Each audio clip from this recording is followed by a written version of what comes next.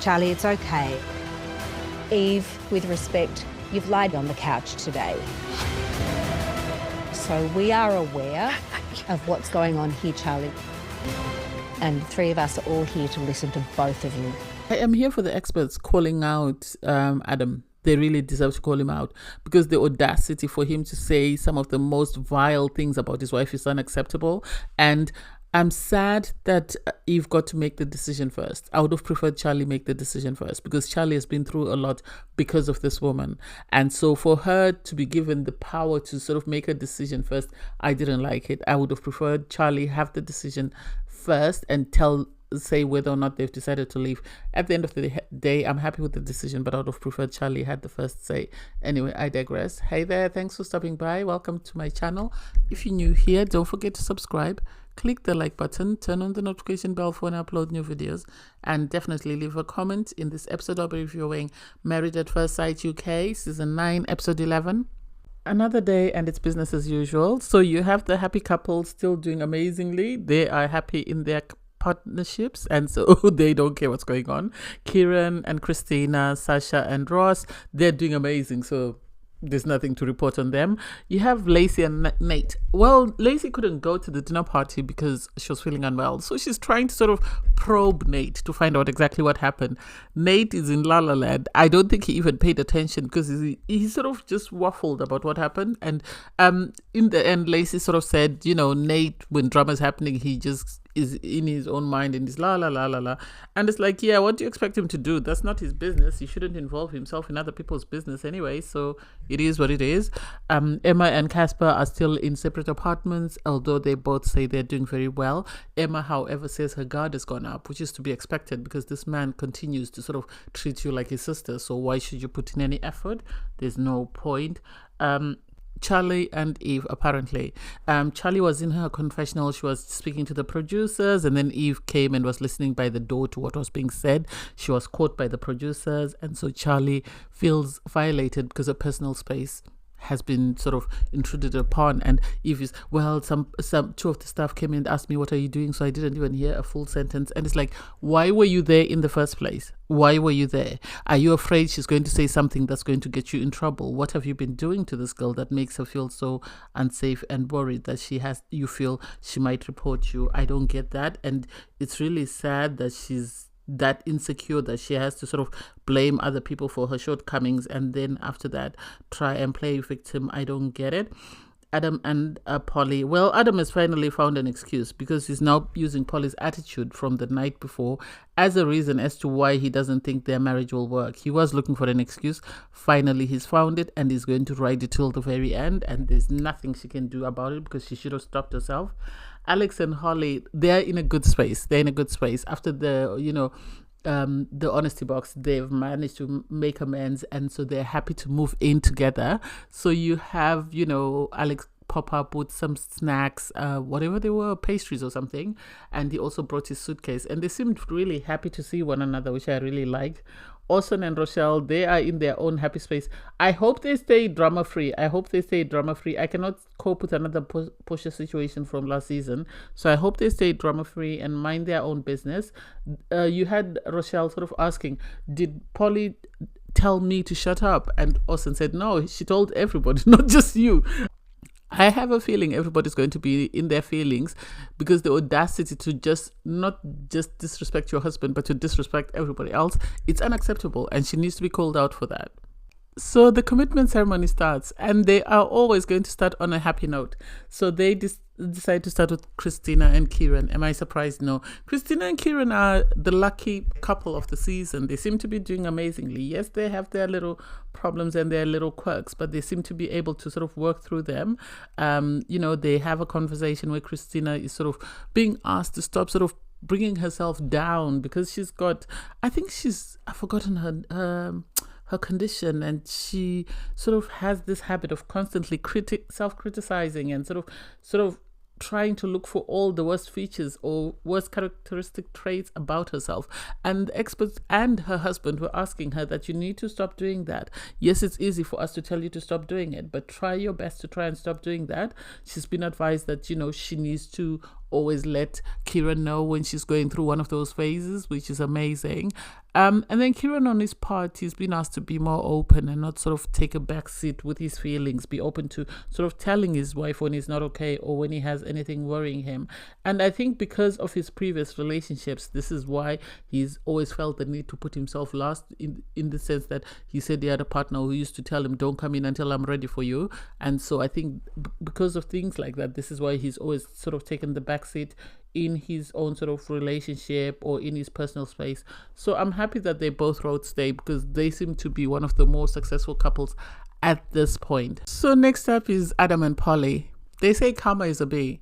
Given how much vim Polly had for Charlie, to have her husband embarrass her like that in front of everyone is sad. It's really sad, because they sit down and they're asked, there was a disagreement yesterday because of the question. And, Adam is saying that he didn't quite understand the question. So he's re-asked the question, what can you do to stop you guys staying in the friend zone? And he said, well, I'm trying not to have sex with her because I don't want to have sex and then we end up back in the same place. So I want us to try and flirt more. So Polly's like, what do you mean? I've been flirting with you. How much more flirting do you need? And you can see that he's lying. He really is lying. He's just trying to pull answers out of his backside. He wants to be on the show for two reasons, in my opinion.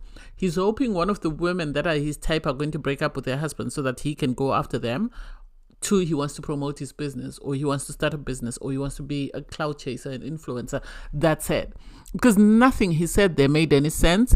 And yes, I feel like at some point the experts need to take responsibility. If he told them the type of woman that he likes, they should never have set him up with Polly, because Polly, what she wants from a relationship and what he is offering her are 2 completely different things. So she's going to leave there a broken woman just because they matched her with the wrong person. He wanted someone who's brunette, someone who's banging, and she's not it. She's redhead.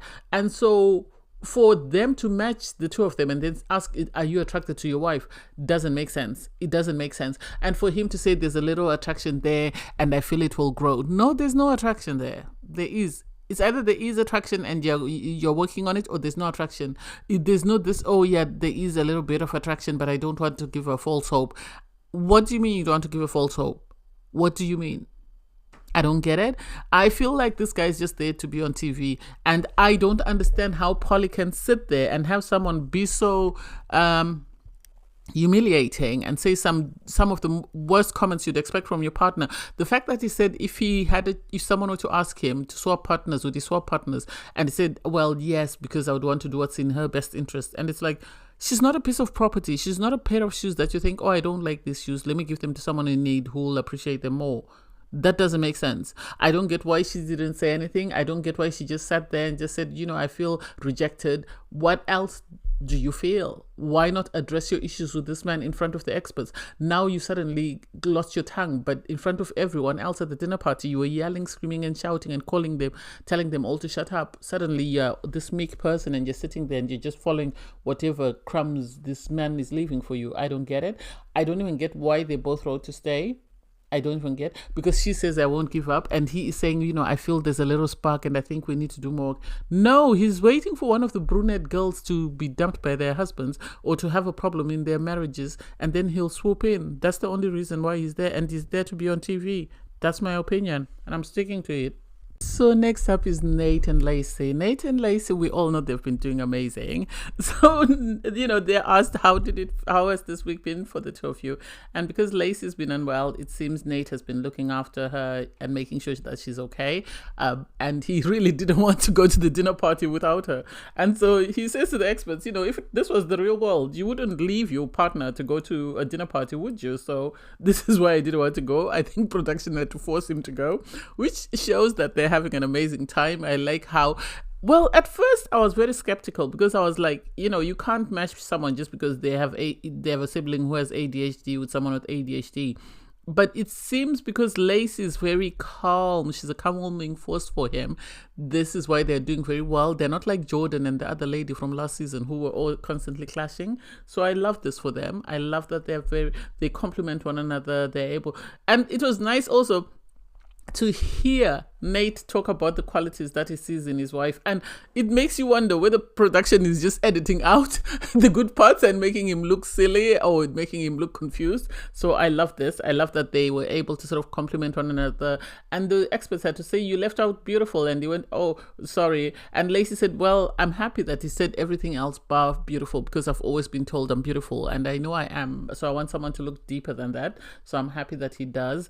And so when they were asked, do you want to make a decision? He said, oh, let's go for it. And they were like, oh, Nate, you're really eager to make your decision. And it's like, he's really enjoying his time. You can tell that he's really growing. And I think he's really liking the person he's been coupled with. And I think it makes sense for him now that he's been coupled with her. And I think it's starting to make sense to me as a viewer as well. So I love that they both chose to stay. That was sweet. Next up is Alex and Holly. Alex and Holly have a great attraction that you cannot knock them. I think they, do very well when they are on their own without the public. Well, without an audience, more or less. Because they actually said so, because they said we're two big personalities, but when we get in a room, we want to be, the loudest heard in the room. So at times we tend to sort of say or do things that we wouldn't do if we're in private. In private, we do very well. We're an amazing couple. It's just when we get an audience, that's why at times things go off the rail. It seems they're working and they're both taking responsibility. Their main issue is communication. And if they can get that down packed, they'll be an amazing couple. Holly obviously took ownership of the fact that she might have spoken, because she's a mom and she's used to just giving instructions on what someone should do. She might have spoken to her husband in that way. And she says she apologized. And Alex said, well, I don't want you to just apologize. I want you to change the habit. This is my thing. I want you to change the habit. And so I really hope they continue to do the work, because I have hope for them. I have hope. I see them working as a couple. So I can't wait to see what happens next. They both choose to stay. Anyone surprised? No. Next up is Emma and Casper. And I'm here for this. I really am here for this. Because Casper says they're in a good space. He seems happier than he was last week, because last week he was holding the experts to account to say, why did you match me with this woman? She's not my type, this, that, and the other. And yet this week he says, the help that they received from the experts actually really helped. And he wished, they had longer days. That way they could have done more to sort of progress from where they are. And for me, it's like, okay, what are you doing on your part to make sure that the two of you are progressing? Because if you're still living in your own apartment, it doesn't make sense. What progress are you making? Are you going over to see her every morning, bring her some bread, make a cup of tea, and that's it, and you think you're progressing? Make it make sense. Progressing would have been you having moved back into the home and the two of you working together as a couple. You have Emma say, her guard is up. And I'm here for that. I really am here for that, because she's been very patient with this man. He needs to know that he's not the prize. He needs to know that he's on a clock and he's running out of time. And if he doesn't change his ways, she's going to be gone before he knows it. And so I'm happy that she said that. And I'm happy that she put him back in his box and made him realize that you're not the prize, actually. There's more to life than you. So you better change your ways. Otherwise, you're going to be left here on your own. When she said that, you could see that he was humbled, because then he spoke about the fact that, at times I catch myself wanting to give her a kiss. And she was asked, would you accept a kiss? She said no. And I'm here for that, because she's totally different to Polly, who will eat any breadcrumbs that Adam is giving her. She is setting boundaries that, no, you're not going to just jump me just because you have an urge and you feel the need to jump me. There has to be an emotional connection there in order for us to make out. And if there's no emotional connection, then there's no kissing. And that's it. And I'm happy with that. I give her credit, because you don't want him to have sex with you and then turn around and do an Adam and say, oh, I want to refrain from sex just because I don't know whether I'm there with her yet. So I give her credit for sticking her ground and saying, no, this is not it, and I'm not here for this. So hooray. They both choose to stay. Am I surprised? No. They seem to be doing well, so I'm not surprised that they both chose to stay. It would make sense for the two of them to stay and continue to see if they can actually make it work. At least this week he didn't speak about his sister. He didn't bring up the fact that she reminds him of his sister. So I guess they're doing something correct. I can't wait to see what happens next week. Next is Sasha and Ross. Sasha and Ross have been doing amazing. They really have. And it's interesting to see how they complement each other. And I love the fact that because Ross said communication is important to him and he has to lip read because of his hearing problems, I love that his wife always makes sure that she's facing him when she's talking, and she makes sure that he can sort of hear what she's saying. And so this things like that she does, I think, are the reasons why he really is. It's not just the fact that she's good looking. I think it's because she's very compassionate, empathetic, understanding, and she's very accommodating. I think these are the things that he likes about her. And he said, when I saw her at the altar, I said to myself, she is the one, and it seems she is, everything I could ask for. And so am I surprised that they both chose to stay? No. It was cute that, he asked her for a kiss and she said yeah, and she kissed him. It wasn't like no, not here, whatever. And so I like that. And she said he's her safe space. So they are doing very well. At times when you see couples like this, you wish you could sort of dilute them with other couples. That way you could even it out, because there are some that are doing very well and some that are really struggling.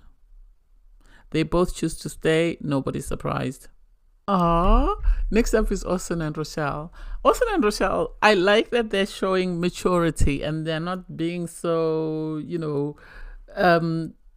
destructive or childish, in the sense that they seem to be having, good conversations. The only problem is I think Austin has been, he's used to presenting himself in a certain way and he doesn't want to come across like a fool. So I think this is why he's very accommodating. And I think because he really likes Rochelle, he's trying to do everything within his power. That way he doesn't lose her.